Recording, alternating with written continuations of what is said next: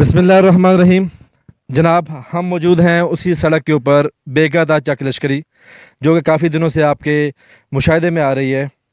میں یہ بتاتا چلوں کہ یہ سڑک جناب حلقہ NH71 PP33 اور یونین کونسل باہروال کے زیر اہتمام، لیکن اپنی مدد آپ کے تحت یہ سڑک بنائی جا رہی ہے، میرے اور آپ کے چندے سے، میرے اور آپ کے ڈونیشن سے۔ آج اس سڑک کے حوالے سے ایک بڑا اور یادگار دن ہے ہمارے لیے۔ میرے دائیں بائیں ہمارے بھائی، ہمارے مہمان موجود ہیں، بھائی عبدالرحیم صاحب، بھائی عثمان صاحب اور وسیم جاوید صاحب، ہمارے سابق کونسلر فرام مہروز پور۔ تو یہ جناب ایک گڈ نیوز لے کر اس سڑک کے لیے یہاں پہ آئے ہیں۔ وہ گڈ نیوز کیا ہے وہ میں عثمان صاحب سے خود پوچھتا ہوں۔ جناب بہت بہت شکریہ، ویلکم۔ اب آپ یہ بتائیں کہ آپ یہاں پہ کیا گڈ نیوز لے کر آئے؟ السلام علیکم سب بھائیوں کو میری طرف سے گڈ نیوز تو یہ ہے کہ ہمارے ریکویسٹ پہ مبشر بھائی بیٹے ہیں غضنفر اقبال صاحب کے، UK میں رہتے ہیں، ایک اوورسیز پاکستانی، انہوں نے اس جو بھی کاز جس کے لیے یہاں پر ہم لوگ سب بیٹھے ہوئے ہیں اس کے لیے 1 لاکھ روپے کی ڈونیشن دی ہے، جو کہ اس جگہ آپ لوگوں کے لیے ایک طرح سے وہ ڈونیشن ہم سب کے لیے ہے، کیونکہ یہ راستہ ہم سبھی یہاں سے گزرتے ہیں اور اسی کو یوز بھی کرتے ہیں۔ بہت شکریہ۔ تو ہم 70-72 سالوں سے جو دھڑوں میں اور فرقوں میں اور گروپوں میں تقسیم ہو کر بڑا کام نہیں کر پا رہے، تو اب آپ کی رائے چاہیے۔ اوورسیز پاکستانی اس بات کو سمجھتا ہے کہ جب تک ہم لوگ برادریوں میں اور دھڑوں میں تقسیم رہیں گے، ہم لوگ پولیٹیکل پلیئرس کے ہاتھوں میں کھیلتے رہیں گے، ہم اپنا بڑا کام کوئی نہیں لے پائیں گے، نہ برادری نہ پارٹی۔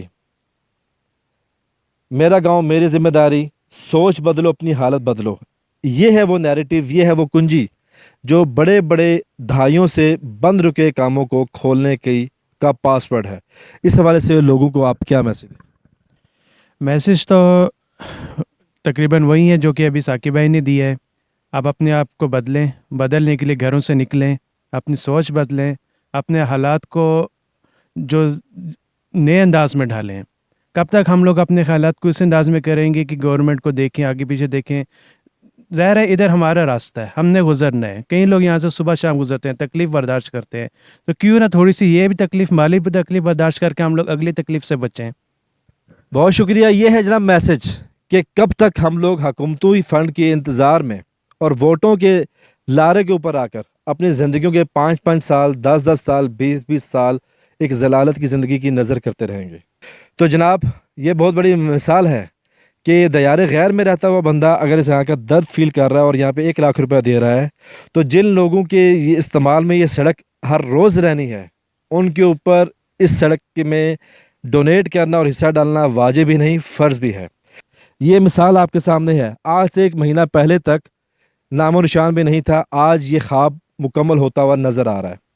اسی فارمولے کے اوپر نہ صرف ہمارا گاؤں، ہر گاؤں پنجاب اس فارمولے کے اوپر آ کے دہائیوں سے رکے ہوئے کام بھی کیے جا سکتے ہیں اور اپنی زندگیوں کو بہتر بنایا جا سکتا ہے۔ علامہ اقبال نے اس لیے کہا تھا کہ خدا نے آج تک اس قوم کی حالت نہیں بدلی، نہ ہو خیال جس کو آپ اپنی حالت کے بدلنے کا۔ یہ بہت بڑا ایک مثال اور ایگزامپل آپ کے سامنے ہے یہ سڑک۔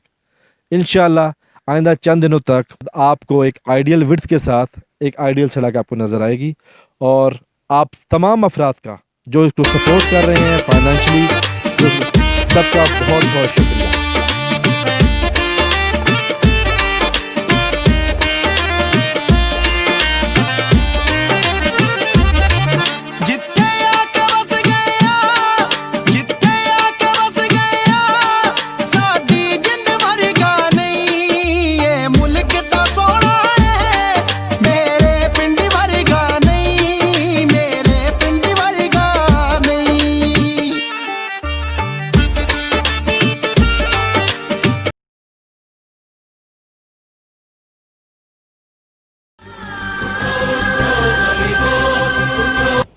کم and join hand to hand.